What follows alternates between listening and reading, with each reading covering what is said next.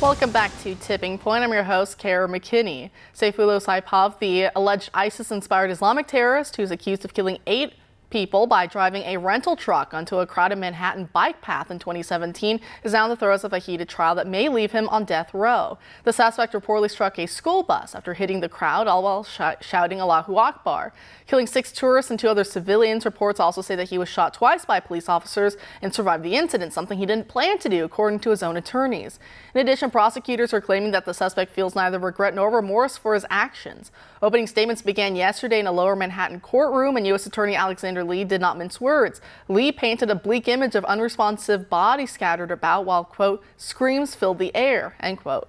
Saipov, the 34-year-old Uzbekistan native, pleaded not guilty to charges of terrorism and murder, despite the fact that his lawyer, David Patton, told jurors that his client executed the crime without question. However, Patton denied allegations of his client's wish to actually join ISIS, saying that his true goal was to die as a martyr. So I guess rest assured, because the man didn't mean to survive the attack. And the trial, expected to last 3 months, is happening inside a courtroom just blocks away from the site of the World Trade Center terrorist attack in 2001. If convicted, Saipov could face the death penalty, as Biden's noted opposition to federal executions is not stopping Attorney General Merrick Garland and the DOJ from seeking such a possibility, despite Garland being against it in other terror-related cases. Now, President Trump, who points out that this attacker requested an ISIS flight be flown in his hospital room after the incident, called for Saipov's death, denying him a proposed lifetime prison term. Joining us now to discuss is Matthew Brodsky, a senior fellow at the Gold Institute for International Strategy. Thanks for being here tonight, Matthew. Great to be with you. Great. So what are your thoughts on how the trial is shaking out so far? Well, I think it's interesting, as you pointed out, that this is something that the Attorney General Garland is actually going to seek the death penalty. Of course, this crime occurred in 2017 under the Trump administration. Garland has decided not to pursue any death penalty cases since Biden has been in office. And he has a background, incidentally, of he was defending the death penalty against one of the Tsarnaev brothers, who you'll recall is from the Boston Marathon, one of those bombers. So he has a mixed record on this.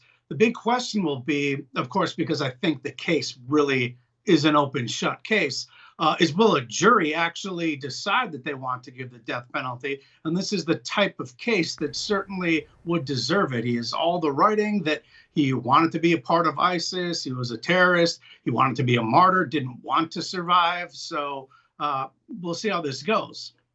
And that we will, and it is interesting to hear from the defense attorneys. They say that their client, he's the one who did it. They say, you know, no defense from us on that one. They'll say that he even still supports ISIS to this day, but then they quibble about, you know, just how much support was or wasn't there, saying, well, you know, he didn't actually intend to join ISIS afterward. He intended to die, which I think is kind of almost making their, I don't know, case perhaps worse. It's quite interesting, the tack that they've taken on this one. But when you read through, so when it comes down to it, the suspect in question, he was here on a diversity visa in the first place. That's why he was in our nation from Uzbekistan. And I think it kind of goes back to this idea we've always heard for, 2 decades now, that we need to fight them over there, meaning radical Islamic terrorism, so we don't have to fight them here. And yet it's been our broken immigration system that for years has actually brought those battles here to our homes, these lone wolf attacks and otherwise. I was wondering if you perhaps had thoughts on that.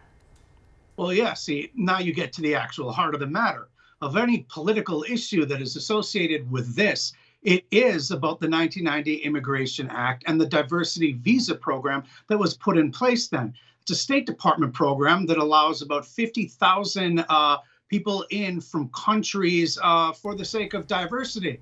Now, we've all heard one of those lines just been bandied about by the left that, you know, diversity is strength. Diversity makes us better. I mean, I think merit makes people better. We should want to get the smartest and the brightest into the country and then keep them.